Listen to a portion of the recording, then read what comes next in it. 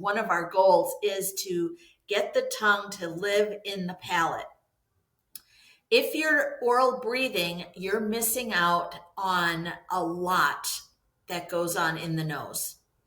The nose is not just moisturizing the air and cleaning it with the little mucus and all this other stuff. It's a complete organ with a whole big job to do, and it's lazy as you can imagine. If you don't use your nose, it's going to fill up with mucus. The more you breathe through your mouth, the more nasal mucus you're going to have because it's on vacation. So when your air goes into your nose, it gets stirred around by what are called turbinates inside the nose. So they're meant to stir the air around, which helps to moisturize and warm the air before it gets to the lungs. But it also, those turbinates are covered with mucus producing cells and a gas producing cell that produces something called nitric oxide. Nitric oxide is a gas that explodes bacteria and virus when they come in contact with one another. So all of this oral breathing is causing sinus infections, sore throats, enlarged tonsils, which is still like on the debate page, but it's out there.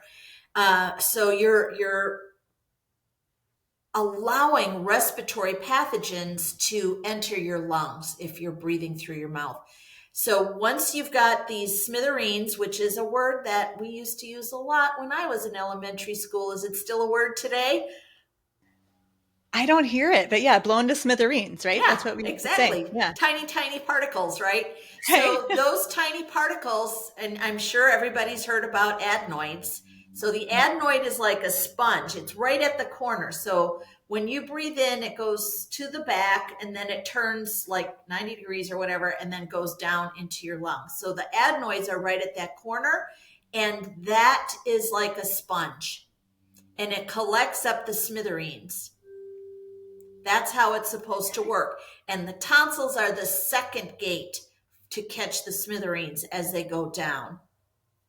So if you're not breathing through your nose, your tonsils are in primary charge of all of these bacteria, and they don't know exactly what to do with those big giant particles. So now you end up with enlarged tonsils, tonsil stones, yada yada, blah blah blah.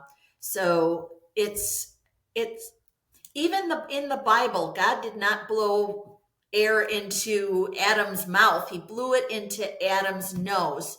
This is the organ for breathing. The nose has no teeth.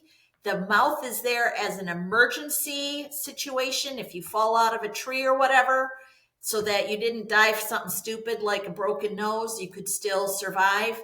But it is not to be used like any other emergency situation thing.